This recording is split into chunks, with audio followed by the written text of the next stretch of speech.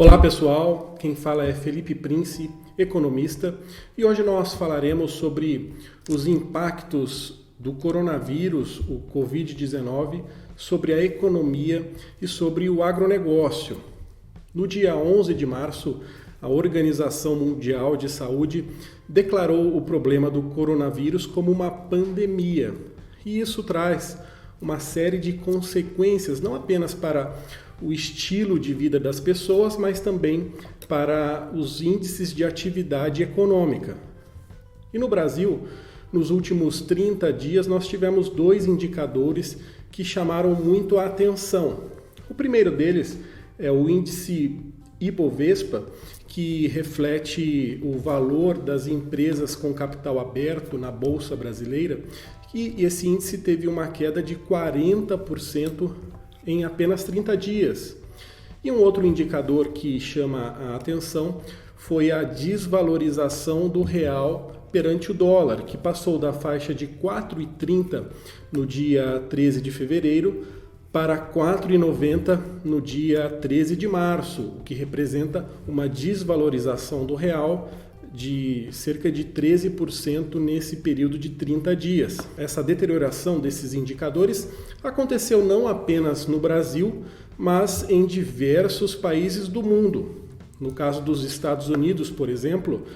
nós tivemos uma forte queda do índice Dow Jones, que é o índice das 30 grandes empresas industriais nos Estados Unidos, como, por exemplo, a IBM, a General Motors, a Exxon, a Goodyear,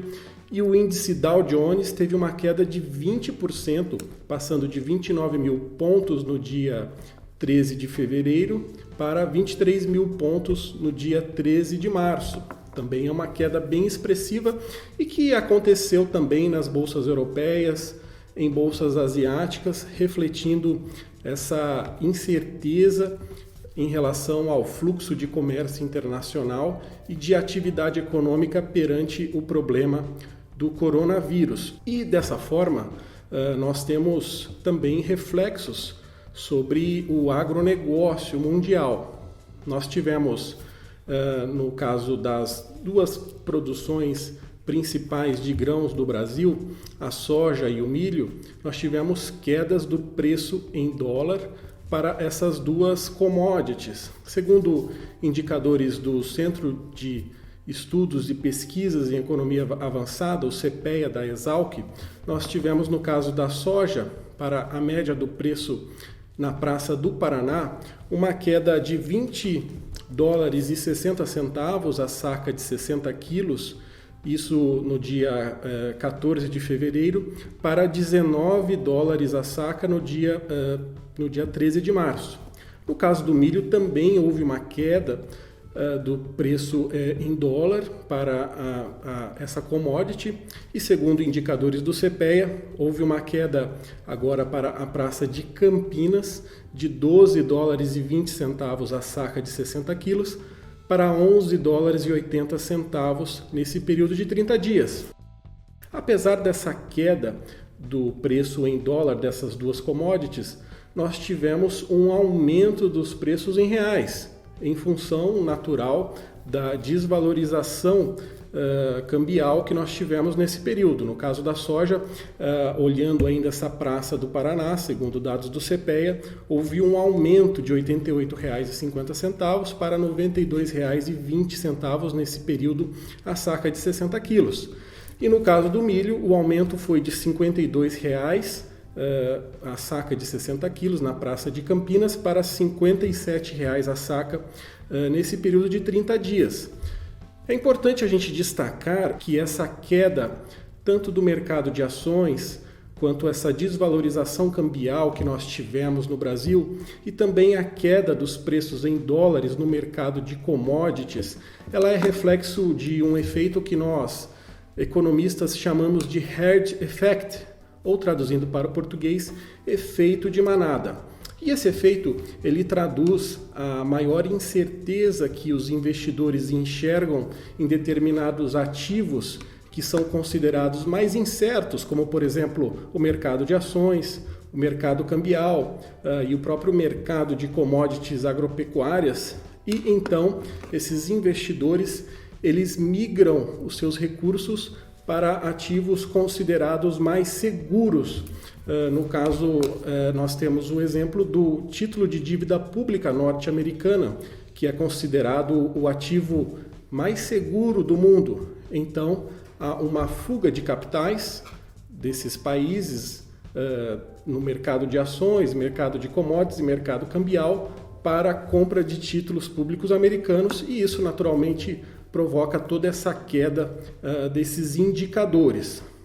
Porém, como nós podemos identificar pelos números do CPEA, os preços em reais, os preços recebidos pelos agricultores dentro do Brasil, eles melhoraram em função justamente da desvalorização do câmbio. Agora, na cadeia de carnes, nós tivemos boas notícias, segundo dados do MIDIC, o Ministério de Desenvolvimento, Indústria e Comércio Exterior do Brasil. Nós tivemos um aumento das exportações da carne bovina, da carne suína e da carne de frango no primeiro bimestre de 2020, em comparação ao primeiro bimestre de 2019. E nós damos destaque aqui do aumento das exportações de carnes suínas nesse período, que passou de 101 mil toneladas em 2019, nesses 2 primeiros meses, para 134 mil toneladas, o que significa um aumento de praticamente 33%. E nós tivemos um aumento ainda maior das exportações em termos de valores em reais dessa cadeia, que passou de 710 bilhões de reais em 2019 para 1,34 bilhão de reais em 2020. E esse aumento das exportações também aconteceu na cadeia de carne bovina, que passou de 262 mil toneladas em 2019 para 266 mil toneladas, com aumento das exportações em termos monetários de 3,6 bilhões de reais em 2019 para 5,1 bilhões de reais, um aumento expressivo das exportações de carne bovina. E no caso dos frangos, nós tivemos um aumento também das exportações, tanto em quantidade quanto em termos monetários. E se nós olharmos agora, voltando para a cadeia de grãos, se nós olharmos o último relatório do USDA, que é o Departamento de Agricultura dos Estados Unidos, tanto para a soja quanto para o milho, nós temos uma expectativa de estoques mais apertados na safra 2019-2020 em comparação à safra anterior, a safra 2018-2019. No caso da soja, isso se deve a uma expectativa de queda de produção mundial da soja,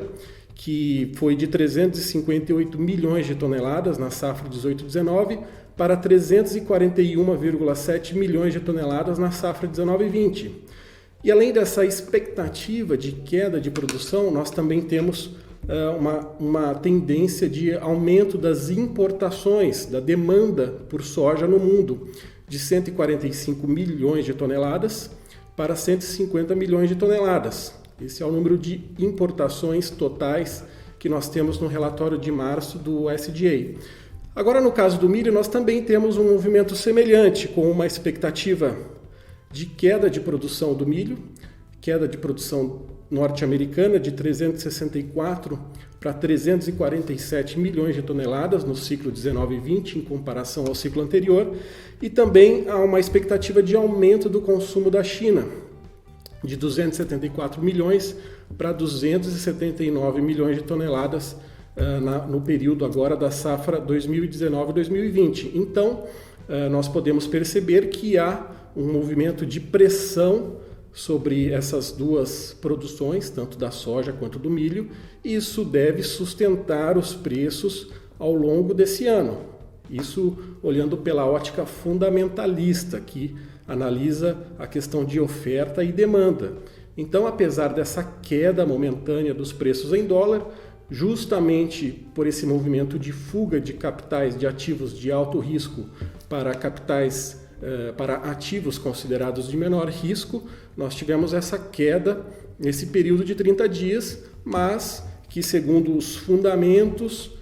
que são ditos pelos órgãos oficiais, no caso o USDA, o Departamento de Agricultura norte-americana, nós devemos ter estoques mais apertados ao longo desse ciclo 19 e 20 para a soja e para o milho, e isso deve naturalmente ajudar a sustentar os preços em patamares mais elevados e ajudar na rentabilidade dos produtores desses grãos.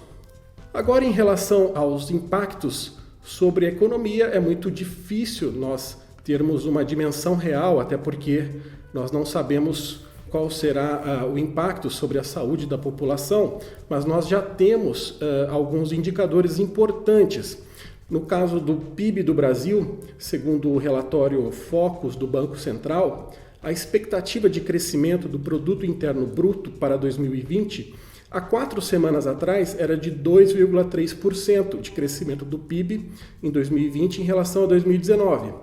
Agora, segundo o último relatório da semana do dia 13 de março, nós tivemos uma revisão da taxa de crescimento do PIB de 2,3% para 2% do PIB, ou seja, uma queda de 0,3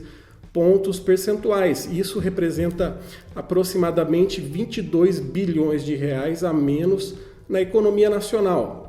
em decorrência dessa revisão de expectativa pela crise